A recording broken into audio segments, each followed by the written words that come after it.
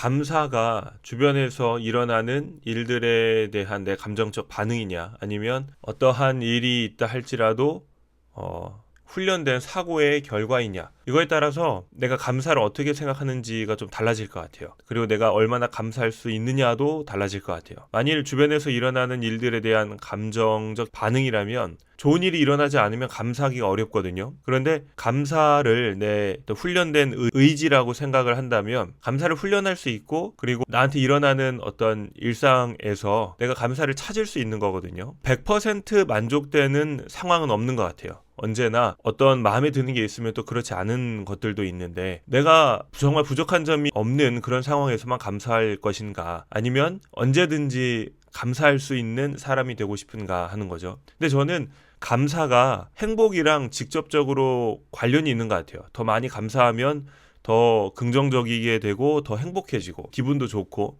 또 저로 하여금 주변 사람들도 그 감사의 영향을 받기 때문에 언제나 감사하고 싶거든요. 그런데 내가 100% 만족스러운 환경에서만 감사할 수 있다면 감사할 수 있는 일이 너무 적은 거죠. 그래서 감사는 100% 만족스럽지 않은 상황에서라도 1% 감사할 수 있는 것들을 찾아서 좀 뾰족하게 감사해야 되는 것 같아요. 그래서 뭉뚱그려서 둥그렇게 전체적으로 만족하는 것이 감사가 아니라 정말 주어진 상황 가운데에서도 뾰족하게 감사하는 법을 연습한다면 훨씬 더 정서적으로 풍요로운 삶을 살 수 있지 않을까, 그렇게 생각을 합니다. 그래서 얼마 전에 제가 그냥 일상적인 하루였는데 감사를 느끼게 된 두 가지를 좀 같이 나누고 싶어서 카메라를 켰어요. 사실 하나는 제가 그냥 자동차가 고장이 나서 카센터에 가고, 또 저희 집이 LPG 가스를 쓰는데 가스가 떨어져서 아침에 일찍 연락을 드렸는데 사장님께서 가스를 갈아주시고, 그리고 마트에 갔는데 점원분들이 계산을 해주시고, 문득 이런 생각이 드는 거죠. 내가 지금 누리고 있는 이 모든 것들이 사실 내 주변에서 자기의 자리를 지키고 계신 여러분들의 도움을 받아서 이루어지는구나. 불편함 없이 맛있는 거 먹으면서 또 쉴 수 있으면서, 이런 모든 것들이 사실은 각자 자기 자리에서 최선을 다하시는 분들 때문에 이루어지는 거라는 걸 제가 느끼고, 그분들에 대해 되게 고마운 마음이 들더라고요. 왜냐하면 나조차도 내가 현재 있는 자리에서 최선을 다하고 또 버티는 것이 또 쉽지 않을 때가 있거든요.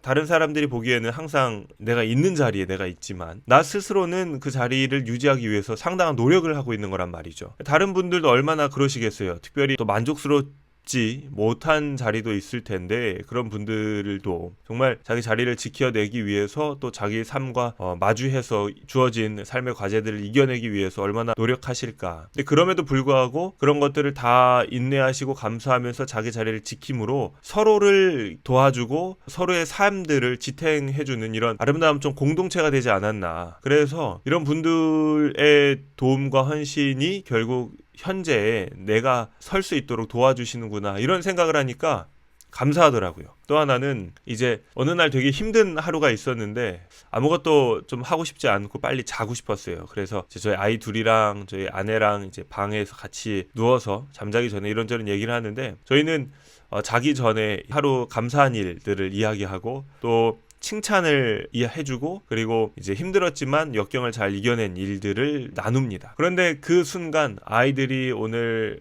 감사했던 일, 또 아이들에게 칭찬해주고 싶은 일, 뭐 예를 들어서 예전에는 못했는데 훌라후프를 어느 날 굉장히 잘한 거예요. 그래서 훌라후프를 너무 잘해서 대단했다 이렇게 칭찬해주니까 또 서로 자기는 어떤 칭찬할 게 있냐고 칭찬해달라고 이야기를 하더라고요. 근데 그 순간 오늘 하루가 너무 힘들었지만 내가 이렇게 좀 편하게 쉴 수 있고 아이들과 함께 행복하게 이야기할 수 있다는 사실이 너무 감사하더라고요.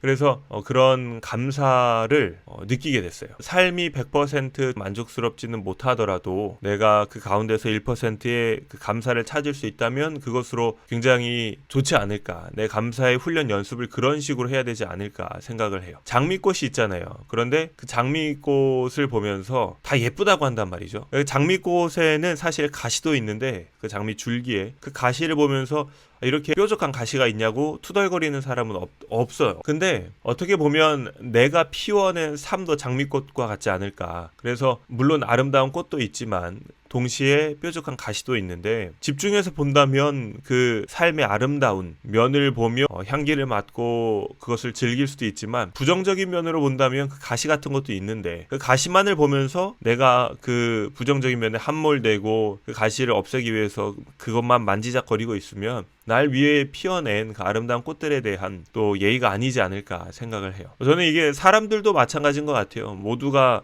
어떤 삶을 통해서 자기의 꽃을 피워내는데 어떤 꽃은 또 예쁘고 어떤 꽃은 좀 덜 예쁠 수도 있겠죠. 그런데 모두가 꽃도 있고 또 가시도 있단 말이에요. 그런데 그 사람의 부정적인 면만, 가시만을 본다면 그 사람이 피워낸 꽃을 우리가 보지 못하는 거죠. 그럼 결국에는 내가 내 주변에 만나는 모든 사람들이 사실 꽃이라고 하면 나는 꽃밭에 있는 거거든요.